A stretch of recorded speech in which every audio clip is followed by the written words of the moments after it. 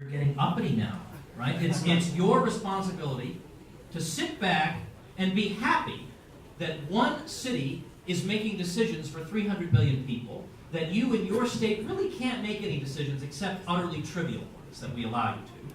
And this is the best form of political organization, for you to be a peon who is ordered around by your betters.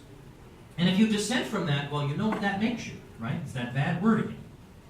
Or foreign policy, I won't dwell on this because I've talked an awful lot about this, but again, with foreign policy, like even if I were a supporter of the foreign policy of the last 10, 11 years, the outcomes have not been good. I mean, like I had Scott Horton on my show.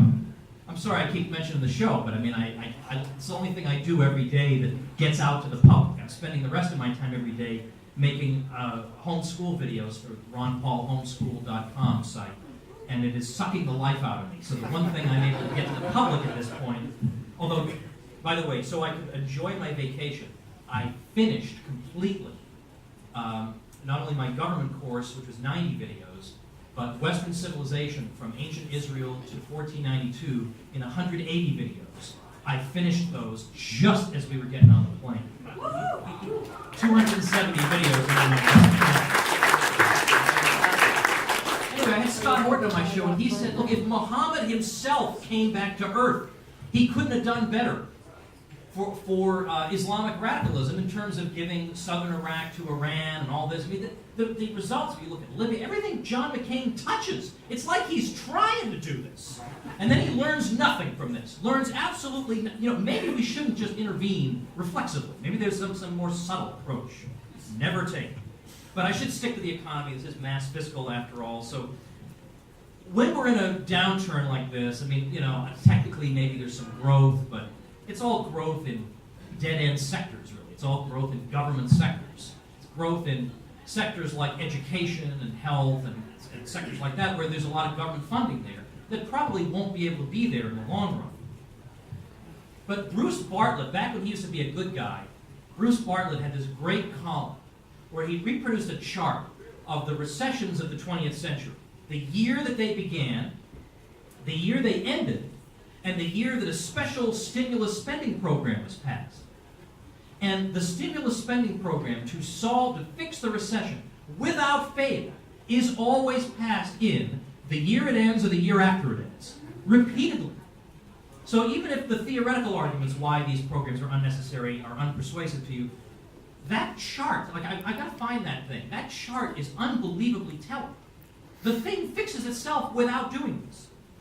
So then you think, but I know I've heard there are a lot of cases where these programs have succeeded. You get a lot of spending, a lot of make-work jobs, and that gets the economy pumped again, right? It seems like we've all heard this. But when you look for actual examples from these people, what are your examples? Give me an example of an economy that was in the doldrums, and then you had these spending programs, and then it was doing well. And the answer they give you, they say, well, Japan. All right, well, Japan, yeah, right. So why do you know the history of Japan? They've been spending, hundreds of trillions of yen, just hand over fist. There is like concrete and steel poured over all of Japan at this point. Like, there is nothing else they can build. And they have the highest debt to GDP ratio in the industrialized world. And you say, well, how could that be your success story? And the answer they come back with is, the economy would have been even worse if it hadn't been for that. I mean, that's all they can do is these contrary to fact scenarios.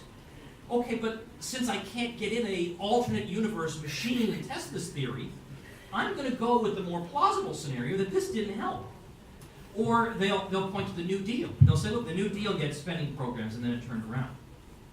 But you say, but it didn't really turn around. I mean, it was double-digit unemployment all through the 30s. And they say, yeah, but it would have been worse if it hadn't been for the spending. But again, well, I can't get into an alternate universe machine. And likewise, I mean, suppose it was reversed. Suppose it was, well, we let the economy alone to let the free market settle it, and we still had a lot of unemployment. They would turn around and say, hey, your free market doesn't work. They would not accept our answer as, would have been even worse without the free market. They would say, oh, come on, you apologists with the 1%, give me a break. No one would accept that. I do have a page on why, because I don't want to address it tonight, but why World War II did not actually get the economy out of the Depression. libertyclassroom.com/war is the page for that. Or 2008, like this most recent thing. Like, what a sluggish recovery this has been. I mean, you've got these people who've been out of work for so long, they've given up completely, dropped out of the labor force, record lows being set in that regard. And again, all they can come up with is it would have been worse otherwise. But I can actually come up with real examples for cutting spending and the result is good. Like I don't have to say, well, it would have been better, would have been worse if we hadn't done this. I can actually point to Estonia, the Baltic states, they cut, things got better. Canada, they cut, things got better. 1920 is an example I've given in the US, 1920 to 21, double-digit unemployment. The budget was cut by about 2/3 over the next few years, things got better. Well, after World War II, the budget was cut very substantially, and the Keynesians were predicting that we were going to have a terrible depression. We ended up having the best year, 1946, the best year for the private economy in all of US history. We have actual examples. Now, we can come up with all these practical arguments. We can say it works when you don't loot people and throw money at rich people. And, these are all good practical arguments. And that can get people to vote for you, and I'm not disparaging that in any way. But if we want to build up a cadre of people who aren't just going to cast a vote, but are going to be passionately dedicated to the cause, we have to make a moral appeal ultimately. And the moral appeal, to me,